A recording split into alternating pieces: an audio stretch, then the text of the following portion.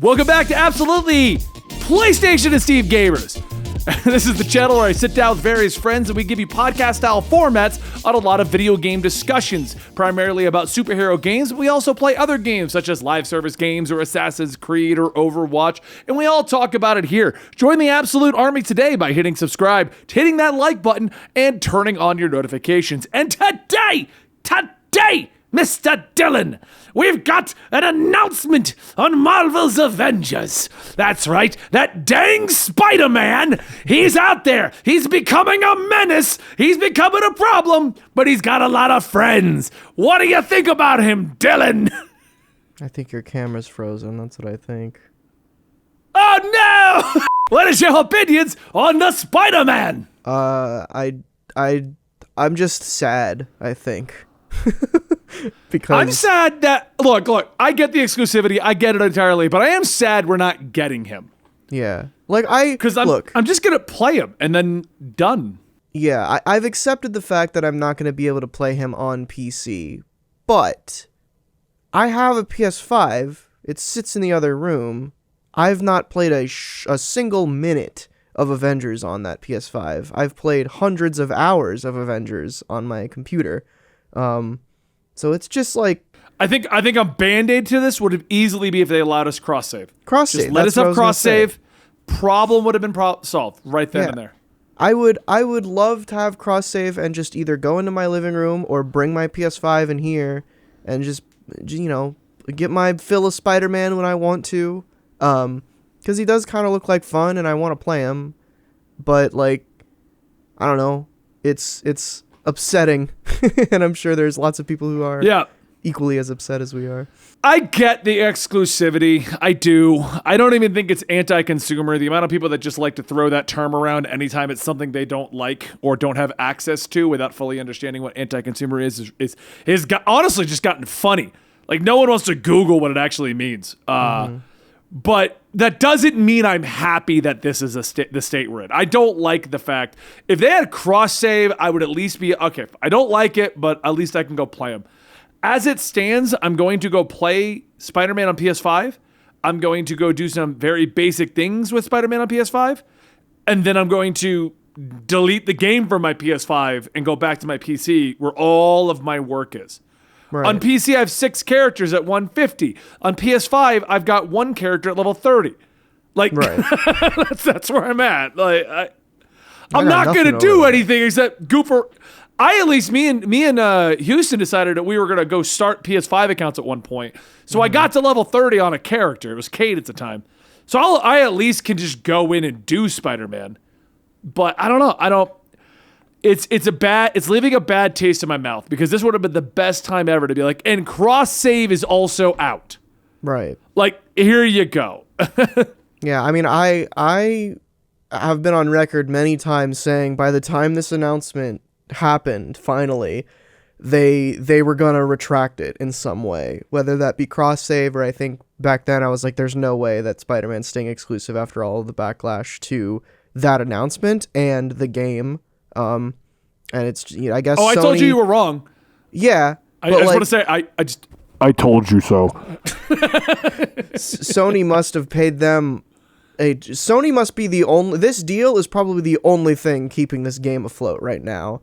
If they, kept this going, because that's, after all of that, still having it exclusive with no way to play it unless you have a PlayStation is crazy. I mean, not the backlash they knew was coming. No, there's no way they signed this deal and said, Everett will be okay with this. Yeah, but I mean, the backlash in 2 senses of the word. It's the backlash to the announcement itself, and then the backlash just to the game in general and how long it's taken. I think this was my reasoning is back in the day is the biggest thing that they could have done to save face with their players is to say, hey, by the way, Spider-Man isn't exclusive. Everyone's getting him. And people were like, all right, cool move. Go against Sony, do whatever gymnastics you needed to do to go back on that deal. I see. I even early in the day when Sony made this deal, everyone knew what the back in their offices must have known the backlash they were going to get. There's no way that Sony was going to back out of this deal. It's too much money on the table. I don't think it's keeping the game afloat because otherwise, I guarantee that because they've said they're going into 2022. If this was the end due to the Sony deal, they would have been like, okay, and that's it. I hope you guys enjoyed War for Wakanda. We'll try again on another game. Like that would have been the end. But I think it's a little naive to think that, and I don't mean that like a truly negative way, because it is a hopeful ideal, but to think that Sony would have been like, oh man, your guys' game launch sucked, and you got back, like, it's, you know what? No, it's okay. No. Like, I'm not saying Sony would have been like, oh yeah, you could get, I'm saying that like Crystal Dynamics or Square Enix would have gone to Sony and at least been like, hey, this game is going sour. Like this is something, and it's not even reversing the good faith of that specifically. It's just like, okay, what do we have that can put us back in the good graces of this community?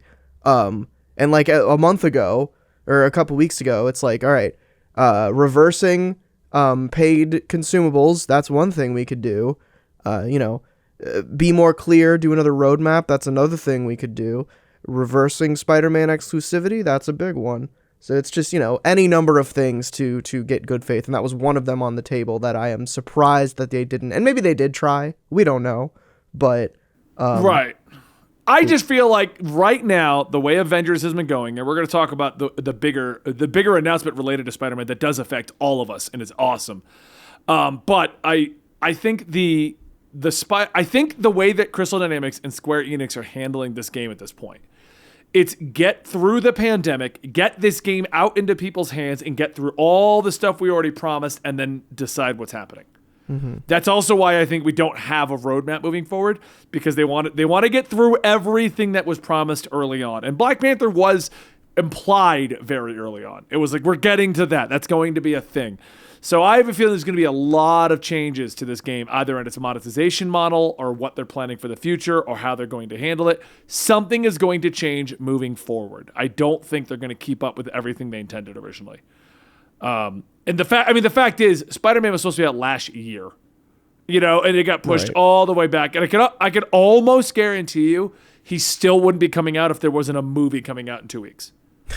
Yeah. Like this, I guarantee, well, not 2, but 2 weeks after that game comes out, that character comes out. I almost partially feel like Sony wanted Spider-Man to be in this game in time for their movie. And I wonder if this is our second part of our discussion here. The heroics versus operation, or hero mode versus operation. I wonder if this is where this is coming from, because we've all said early on, we don't need a story for characters. We don't. Just make characters. That's more important to me than having more continual storyline right now. Just have more options, right? I don't know if I've said that, because I don't like hero events. I think they're dumb.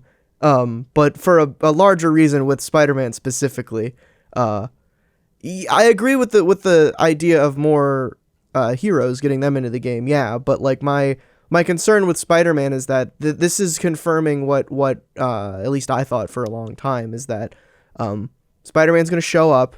He's going to have 3 like loose canon cutscenes with other Avengers, and then he will never take part in the larger story again.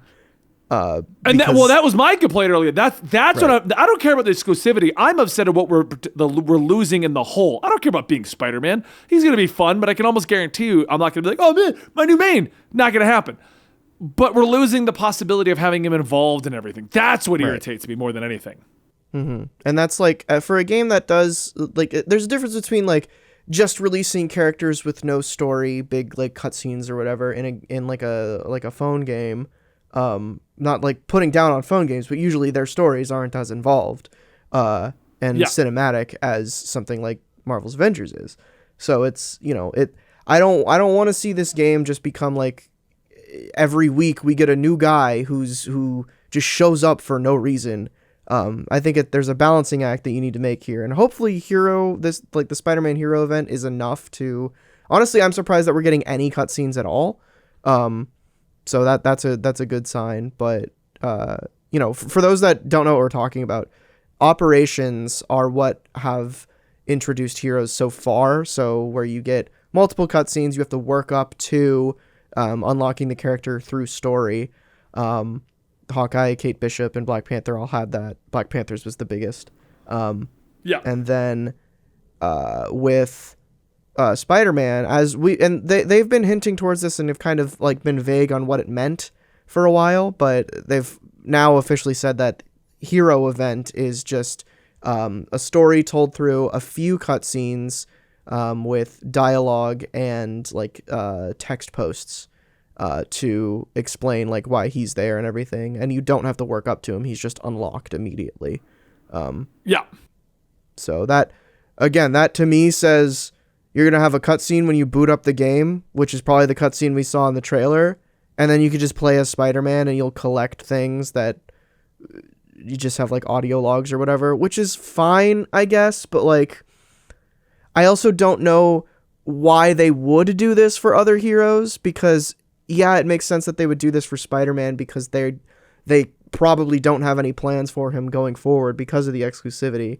But for like other heroes, it's going to feel weird, like if they're on every platform and they're just not taking part in the story. Well, it doesn't mean they can't be in the cutscenes and stuff like that. See, what I'm saying is I want story for the big hitters that are actually in our story. But by doing these hero events, we don't need to wait 6 months for another story segment. We can just get other characters to play as that they don't have any big plans for, or maybe they're such a minor character. Like we were just talking about how Disney Plus announced an Echo show. What if when the Echo show dropped, they're like, an Echo's in the game. We have no plans for her. Here's Echo. You know what I mean? Like, what if that's how they handled some of these characters? Or, in the Spider-Man No Way Home, they're like, here's Spider-Man. By the way, PC's got Tobey Maguire.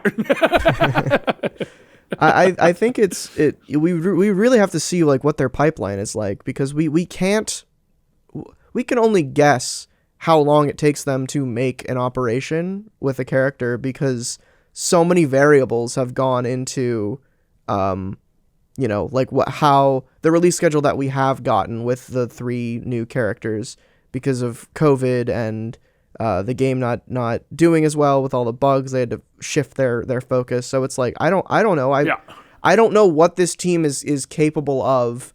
Like, should we expect them to have operations more frequently, or are hero events going to be the new norm, and that's the shift because their team isn't working as fast as they initially thought they did? Because I think they do have like a skeleton crew working on this game at this point. So like, Did they lose people? I didn't think they lost people. I think they lost people like earlier this year or something. I don't remember. I remember hearing something about that, like not as many, or maybe it was, I think it was not as many people were being dedicated to new content as there should have been, because everyone was focusing on bugs. That I think we heard. Yeah. Yeah. That's what I'm saying is like I don't know where they are now, and that's another problem with communication is like, tell us, like, is this... They're not saying it. I'm still in this VIP. Like, I'm going to look at this right now, and I won't tell anything if I miss a post. But I'm almost certain nothing has been said in here. September was the last communication from them, and that was the gear thing, and I was late to that, so I didn't get to go. And this isn't a stab at them, and this isn't like I don't think they know what, I think they're trying to figure it out, and I do think the next big, after, I told you, I think they're just getting everything out, we're hitting Christmas, and they're going to start the new year fresh. I think that's the plan right now. We've said that so many times, though. We were like... Well, yeah, but we said that when War of Wakanda dropped, and they were like, yeah, we got nothing else really for the year. We're like, okay, well, I guess we're waiting till the next year. So technically, we've been saying it since War of Wakanda dropped. After Kate Bishop, we were like, okay, Kate Bishop got delayed, but after that, we're going to pick back up. Oh, well, Hawkeye got delayed. After Hawkeye, we're going to pick back up. Oh, well. It's cyclical with this game, which is why it's like, I worry, because if they need to figure something out, and if it is, because I feel like the reason I brought up, like, I want to know what their pipeline is because I feel like it takes them more time to make a character than it does to make cutscenes and story with that character. Because making a character, you got to animate all that, you got to model all their costumes, texture everything, figure out the game design and the game theory behind the character itself, and like, obviously there's a lot that goes into the story and the cutscenes as well, but like that is the like front end, like the the I guess pre-production to a sense, it's all production, but pre-production to the cutscenes is making the actual character because those cutscenes are in engine. Yeah. So it you can't have one without the other. So it's like, do they want to just focus less on story and just pump out characters as soon as they're ready, or I would like that right now just to give me more gameplay. Because the story is great. I do like it. But I ain't going back and redoing the 3-hour Kate Bishop thing. But if you had given me 4 characters in this time frame, I probably would have stayed more active in the game, leveling up more characters, figuring them out. And I want to see more endgame. At this point, I know you want more story. I want gameplay. Characters, endgame, rating, cosmetics. I want this. We're talking about hero events versus operations, and I think we have 7 on PlayStation now, 8 characters who are very deep and have a lot going on with them. And in a game that's as grindy as it is, and with the new changes continues to be very grindy, like, I don't care about getting new characters. I think we have enough for right now. I just want new things to do, and that's like, I don't care. I don't need story with the new stuff to do. I'll wait for expansions to get story. I just don't want them to forget about the story. Like, I'm cool waiting for characters because I know they take a while. But if we have regular drops of, like, you know, regular raids like you were talking about, or beating the odds type missions, that's the stuff I want to do, because like they haven't really put in any new content since War for Wakanda, and I haven't really played it since then. So, and like, we're getting the raid at the end of this month, but you know, like, I think the thing that's gonna keep people coming back like regularly is the actual content that you use the characters to play in, not the new characters themselves. And that's why I'm like sort of against the idea of just pump out as many characters as you want, because like, you can get Spider-Man today, She-Hulk next month, Captain Marvel the month after that, but if they don't make any maps and any missions for you to play those characters in, then what the hell are you going to do? I'm back in the future wastelands. Yeah, yeah, exactly. All right, let's go kill more droids. Right. It's like, all right, well, maybe focus on the maps before you get to the characters. I mean, can't we get both? Here's a new character and one new map. New character, one new map. But you got to temper expectations for this game. That's true. Okay, so next year, I expect 1 new character, 3 new maps, and more bugs. I don't know what I expect. I've stopped trying to expect things from this game. So I'm just gonna, you know, I'll play it. November 30th, I'm sure I'll try Spider-Man out and never touch him again until cross-save happens. And then it's gotta happen. Why is it taking so long? I don't know. I mean, we got companies like Ubisoft where you could literally just any game, any platform. Every other game is doing it now. It's you know, the my Destiny goes over. The cynic in me says it's because they want people to spend money on different platforms because, you know, that makes them more money. But right. I don't think it's that, but I mean, I can't argue right now. I hope it's not, because they're not telling us anything. Yeah. Right, exactly. We don't know. So yeah, they're not telling us anything. But all right, well, we are absolutely PlayStation and Steve gamers. My name is Benny. Join the Absolute Army by pressing subscribe, hitting that like button, and turning on notifications. And we will see you next time right here. I'm Dylan. He didn't say that, but that's me.